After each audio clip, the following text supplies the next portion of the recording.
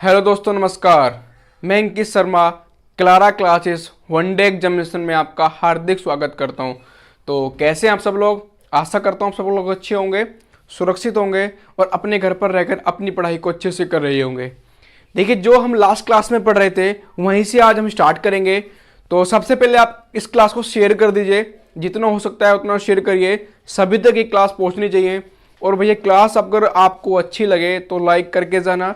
कोई डाउट हो या आपका कोई क्वेश्चन हो या उसके बाद कोई आप सजेशन देना चाहते हो तो आप प्लीज़ कमेंट बॉक्स में ज़रूर लिखें। ज़्यादा से ज़्यादा क्लास को शेयर करना है।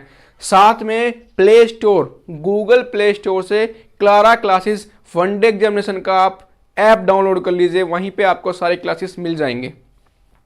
क्लारा क्लासेस के नाम से गूगल प्ले स्टोर पे ऐप है, लिंक आपको डिस्क्रिप्शन में मिल जाएगा। ठीक है, तो चलिए शुरू करते हैं अपनी क्लास को। तो जल्दी से इसको शेयर कर दो जितना हो सकता है। लास्ट क्लास में हम बात कर रहे थे प्रस्तावना के बारे में। प्रस्तावना के बारे में हम बात कर रहे थे। हमने बात कर ली थी कि प्रस्तावना में लिखा क्या है। कुछ इंपोर्टेंट वर्ड हमने देखे थे, जैसे समाजवादी हो गया, गणतंत्र हो गया, लोकतंत्र हो गया, ये सब हमने पढ़ लिया था। अब कुछ शब्द हैं, उसके उद्देश्य हैं, वो सब आज हम चर्चा करेंगे। तो सबसे पहले हमें पता होना चाहिए कि एक वर्ड आया था पंथ निरपेक्ष। ये पंथ निरपेक्ष का क्या मतलब है? एक होता है धर्मनिरपेक्ष। कई बार इसको एक ही मान लेते हैं कि धर्मनिरपेक्ष और पंथ निरपेक्ष एक है, लेकिन अगर वर्ड से देखें तो अलग अलग है। पंथ निरपेक्ष मतलब जो हमारी सरकार है, जो हमारा देश है भारत, उसका कोई एक पंथ नहीं है, वो एक पंथ को बढ़ावा नहीं देता है। अब धर्मनिरपेक्ष, धर्मनिरपेक्ष कि यहां पर कोई भी एक धर्म नहीं है, यहां पर सभी धर्म प्रचलित हैं। हिंदू भी हैं, मुस्लिम भी हैं, सिख भी हैं, क्रिश्चियन भी हैं, ईसाई भी हैं। मतलब यहां पे भिन्न भिन्न धर्म है, यहां एक ही धर्म को बढ़ावा नहीं दिया जाता। मतलब ये सीधा सा है कि यहां पर सरकार का कोई अपना धर्म नहीं है, यह सभी धर्मों को मानने वाली सरकार है। तो अगर आपसे क्वेश्चन ये पूछ ले जाए कि यहाँ पे जो राज्य सरकार होती है, क्या उनका कोई धर्म है? तो राज्य सरकार का भी कोई धर्म नहीं है, केंद्र सरकार का भी कोई धर्म नहीं है। यहाँ पर धर्म सभी प्रचलित हैं। कौन कौन से? हिंदू, मुस्लिम, सिख, ईसाई, यह सभी धर्म प्रचलित है। ठीक है, तो ये भी आपको क्या करना है, याद रखना है। दो चीजें, धर्मनिरपेक्ष और पंथ निरपेक्ष, आपको पता होनी चाहिए। अब हमने देखा था कि जो हमारी प्रस्तावना है, उस प्रस्तावना के कुछ उद्देश्य हैं। जैसे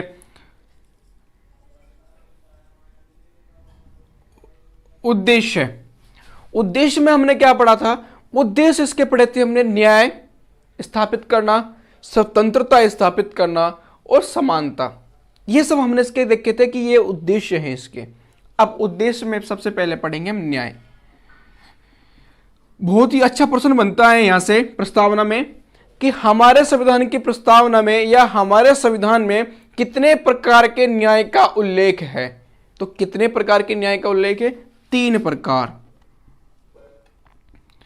सीधा सीधा क्वेश्चन बनता है यहां से कि प्रस्तावना में या संविधान में कितने प्रकार के न्याय का उल्लेख है। अब कौन कौन से हैं वो 3, ये देख लेते हैं।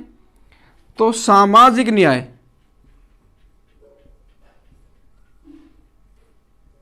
उसके बाद आपका आर्थिक न्याय,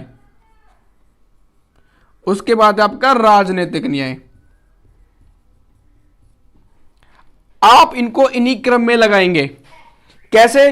सामाजिक, आर्थिक, राजनीतिक। सामाजिक, आर्थिक और राजनीतिक। कई बार आपसे क्या करता है कि क्वेश्चन दे दिया जाता है कि इनको क्रमबद्ध कीजिए, या जो उपरोक्त कथनों को या उपरोक्त शब्दों को क्रमबद्ध कीजिए। तो कैसे? आपको सीरियल में लगाना होता है, जैसे सामाजिक, आर्थिक और राजनीतिक। ये आपको क्या करना है? सीक्वेंस में लगाना है। तो हमारे जो संविधान है उसमें 3 प्रकार के न्याय का उल्लेख है, सामाजिक, आर्थिक और राजनीतिक। ठीक है भैया, तो ये भी आपको क्या करना है, याद रखना है। अब देखो, सामाजिक न्याय, उदाहरण के तौर पर समझिए कि उसेन बोल्ट हैं। उसेन बोल्ट भैया बहुत तेज भागते हैं। ठीक है, उसेन बोल्ट बहुत तेज भागते हैं। उनके साथ में कोई ऐसे व्यक्ति को खड़ा कर दिया जाए जो कुपोषण का शिकार हो, बिल्कुल ऐसा कुपोषण का शिकार हो, उसको खड़ा कर दिया जाए और उससे बोल दी जाए दौड़ो भैया, तो ये तो नाइंसाफी होगी ना। पहले उसको उस तक पहुंचाइए, मतलब उस लेवल तक कि वो उसके साथ खड़ा हो सके, स्टैंड हो सके, उसके बाद हारे या जीते वो एक अलग बात है। मतलब पहले असक्षम को सक्षम बनाइए, ये आपका आर्थिक न्याय कहलाएगा। सामाजिक, आर्थिक और राजनीतिक, ये न्याय हमारे संविधान का उद्देश्य है। सामाजिक न्याय मतलब सरकार जो है किसी भी से भेदभाव नहीं करेगी, किसके आधार पर, जाति के आधार पर, धर्म के आधार पर, मूल वंश के आधार पर, किसी भी आधार पर समाज में जो है वर्ग है उनसे सरकार कोई भी भेदभाव नहीं करेगी। ये हमारा सामाजिक न्याय है। आर्थिक न्याय मतलब असक्षम को सक्षम के जितना बनाइए, तभी उसकी आप बराबरी कीजिए। मैंने अभी आपको एग्जांपल दिया था किसका, उसेन बोल्ट और कुपोषण के शिकार व्यक्ति का, तो वो किसका एग्जांपल है, वो आर्थिक न्याय का। मतलब उस व्यक्ति को जो असक्षम है उसको सक्षम कीजिए, ठीक है। मान लो ऐसा तो कर नहीं सकते कि जो सक्षम है उनको असक्षम कर दिया जाए, इससे क्या आर्थिक व्यवस्था खराब हो जाएगी। ऐसा तो कर सकते हैं ना, जो असक्षम है उनको सक्षम बनाइए। भाई ऐसा तो है नहीं उस उसेन बोल्ट को कुपोषण का शिकार कर दीजिए तो वो दौड़ भी नहीं पाएगा। ऐसा करो ना, जो कुपोषण का शिकार है उसको उसेन बोल्ट के जैसा बना दीजिए, फिर वो दौड़ाइए। तो सरकार क्या करेगी, वो आर्थिक न्याय इसी आधार पर करेगी कि जो गैर बराबर है उनको पहले बराबर बनाएगी, फिर उनका तुलना करेगी, उनमें भेदभाव नहीं करेगी। अब आती है राजनीतिक न्याय। राजनीतिक न्याय दो प्रकार का होता है, जैसे एक तो मत देना, चुनाव में लड़ना, और एक मत देना। आप कोई चुनाव लड़ना चाहते हैं और आपको यह अधिकार होना चाहिए कि आप कोई भी चुनाव लड़ सकते हैं। दूसरा, आपको मतदान करने का अधिकार होना चाहिए कि आप मतदान करेंगे। हालांकि जब 1984 में राजीव गांधी की सरकार थी तो एक संविधान संशोधन किया गया था जिसमें धारा 81 में धारा 8 की उपधारा 4 जोड़ दी गई थी। उसके भी बारे में हम चर्चा करेंगे, आगे केस आएगा वो डिस्कस करेंगे हम, ठीक है। तो ये आपको याद रखना है कि ये आपके सामाजिक, आर्थिक और राजनीतिक न्याय इसी क्रम में रहेंगे। अब उद्देश्य होगा, प्रश्न यहां पे ये बनता है कि जो 3 प्रकार के न्याय हैं इनका क्या संविधान में और कहीं भी उल्लेख है? जो 3 प्रकार के न्याय हैं, तो प्रश्न यहां पे बहुत ही अच्छा बन जाता है। कैसे कि ये बताइए न्याय का उल्लेख हमारे संविधान में प्रस्तावना को छोड़कर और कहां पर किया गया है? तो जब आप नीति निर्देशक तत्व पढ़ते हैं, नीति निर्देशक तत्व, तो वहां पर भी हमारे सामाजिक, आर्थिक और राजनीतिक न्याय का उल्लेख आपको मिलता है, ठीक है। तो ये भी आपको याद रखना है कि जो हमारे नीति निर्देशक तत्व है वहां पर भी हमारे न्याय का उल्लेख है। अगली बात है, अब आपने देखा न्याय, उसके बाद स्वतंत्रता, इसको भी हम अच्छे से पढ़ेंगे। स्वतंत्रता,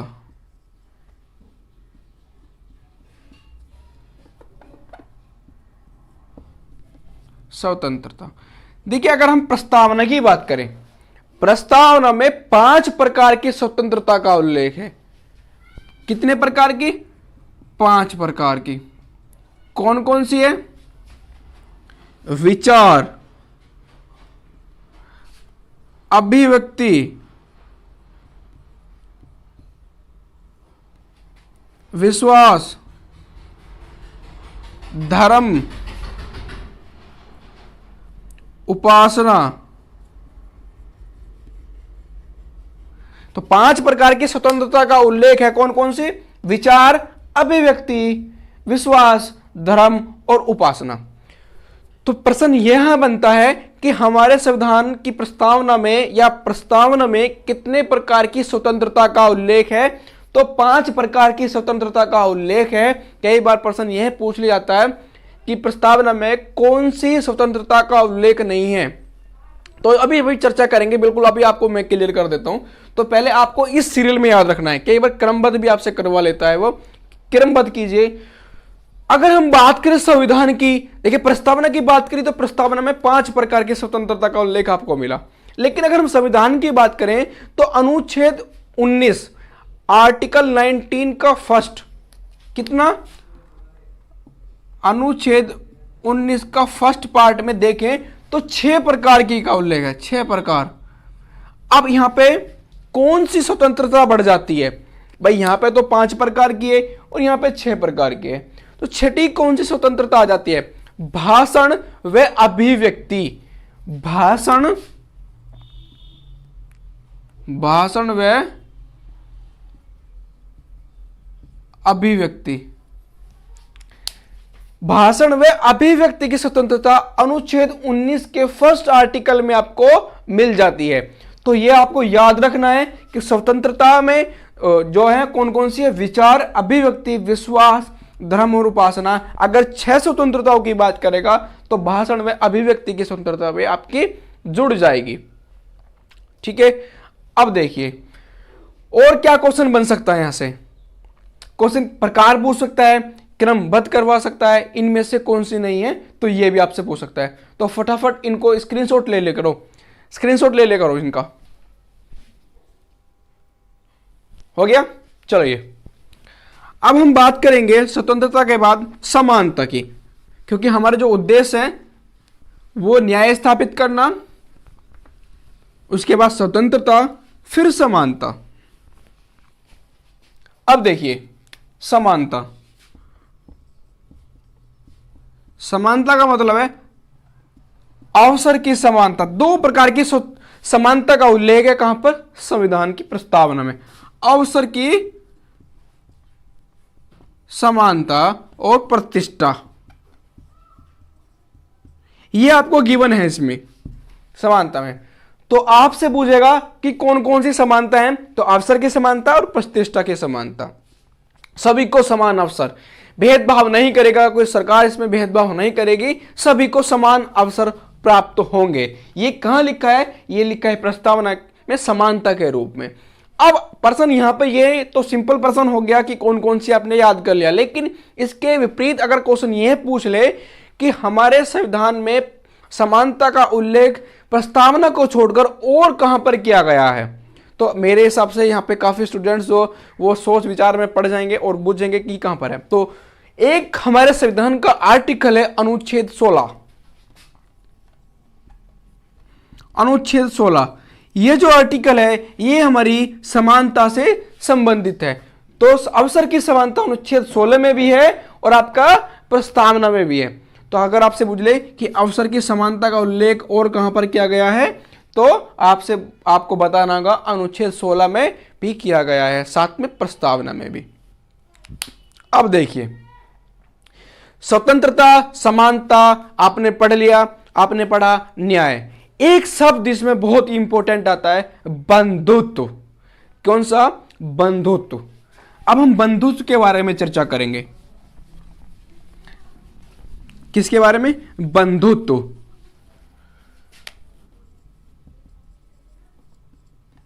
बंधुत्व, बंधुत्व शब्द का मतलब भाईचारे से है।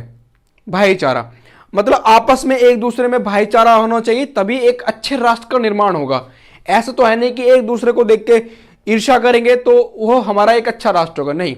एक दूसरे से काम भी पड़ता है, एक दूसरे के पास जाना भी पड़ता है, मतलब भाईचारा होना चाहिए, आपस में मेल भाव होना चाहिए, तो तभी हम एक अच्छे राष्ट्र का निर्माण कर सकते हैं।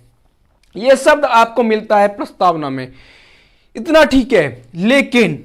लेकिन अगर आपसे पूछ लिया जाए कि यह शब्द और कहां पर आपको देखने के लिए मिलता है, यह शब्द प्रस्तावना के अलावा आपको कहां पर मिलेगा, तो आर्टिकल जब आप 38 पढ़ते हैं, अनुच्छेद 38 पढ़ते हैं, राज्य के नीति निर्देशक तत्व पढ़ते हैं, तो वहां पर भी आपको यह मिलेगा।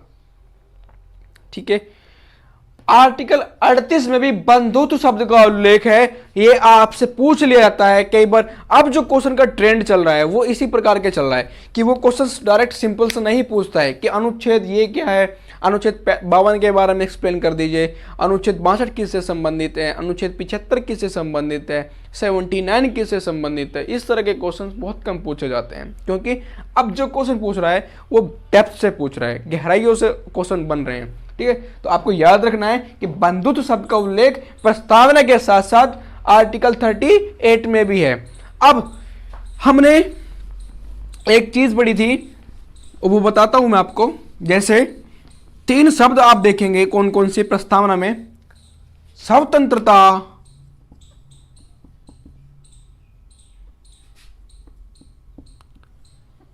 स्वतंत्रता, समानता, बंधुत्वता। अब आप सोचेंगे कि ये तीनों शब्द कहां से आए हैं, तो ये तीन शब्द फ्रांस में क्रांति हुई थी। कब? 1789 में क्रांति हुई थी, फ्रांस की क्रांति।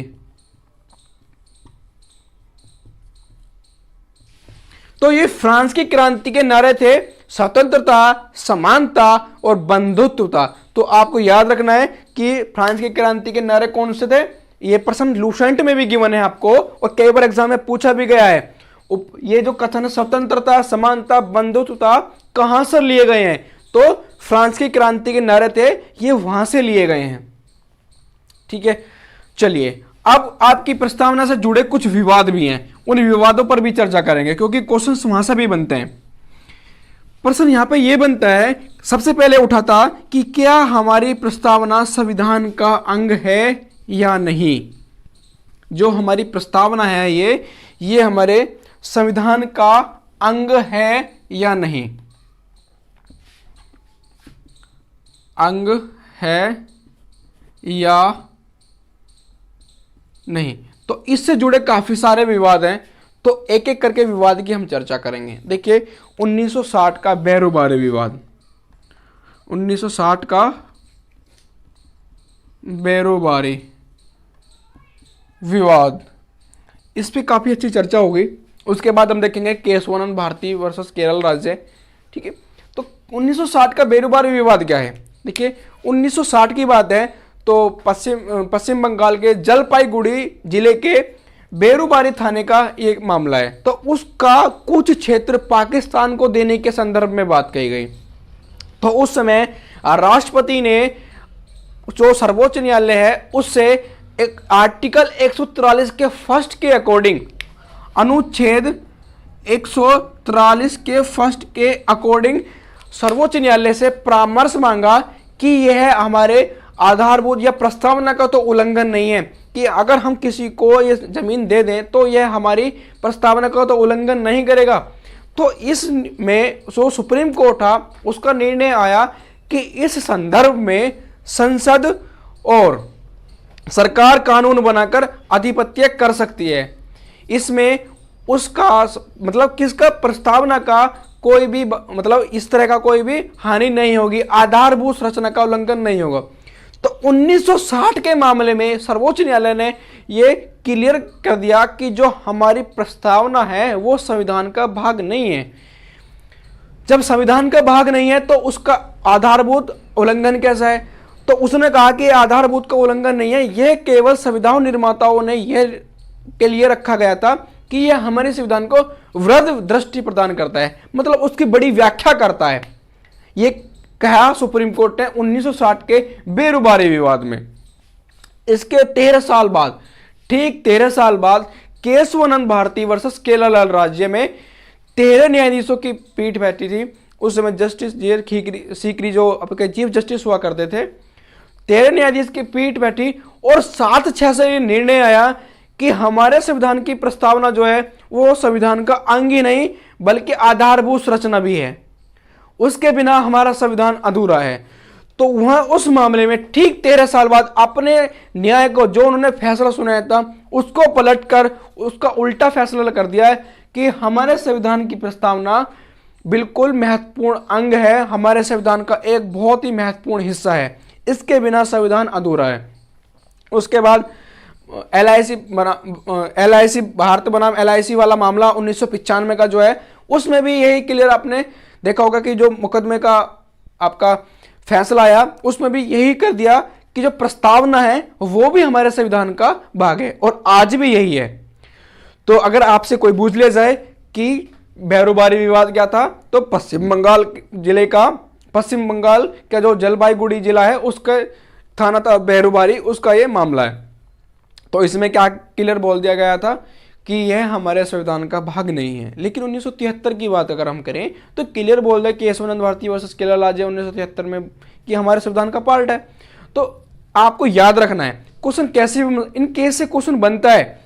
क्वेश्चन केस से कैसे बनेगा कि जल बेरोबारी विवाद किस जिले से संबंधित था, जलपाईगुड़ी, कौन से राज्य का, पश्चिम बंगाल के का, क्या फैसला आया। तो जस्टिस सीकरी, ग्रोवर, सिलेट, इन सब ने मान लिया गया था कि हमारे संविधान की प्रस्तावना का, जो हमारे संविधान की प्रस्तावना है वो हमारे संविधान का महत्वपूर्ण अंग है। तो यहां पर ये हमारी प्रस्तावना समाप्त होती है। नेक्स्ट क्लास में हम चर्चा करेंगे भाग 1 की। आपको अच्छे से पढ़ना है, ज़्यादा से ज़्यादा शेयर करना है क्लास को, और अच्छे से घर पर रहकर ही अपनी पढ़ाई करिए, क्योंकि बाहर आप नहीं जा सकते, क्योंकि पेंडेमिक सिचुएशन है। आप देख रहे हैं कि बाहर क्या हाल हो रखा है। ठीक है, तो आप घर पर रहकर अच्छे से सुरक्षित रहकर अपनी पढ़ाई को करें। टाइम टू टाइम आपके लेक्चर आपको मिलते रहेंगे। और भी आपको कोई डाउट हो या क्वेरीज हो तो आप कमेंट बॉक्स में ज़रूर लिखें, या आपको प्ले स्टोर से गूगल ऐप है उसको डाउनलोड करें, वहाँ पे चैट सेक्शन है, वहाँ पे आप अपने उसको क्वेश्चन को सेंड करें, अपने डाउट को सेंड करें, वहाँ पर भी आपको अपना रिप्लाई मिल जाएगा। ठीक है, तब तक के लिए घर पर रहिए, अच्छे से पढ़िए, और भाग 1 के बारे में थोड़ा सा कुछ पढ़ के आइए, ताकि हम अगले भाग में चर्चा करें तो आपको आराम से समझ में आ सके। तब तक के लिए बाय बाय, टेक केयर, जय हिंद, जय भारत।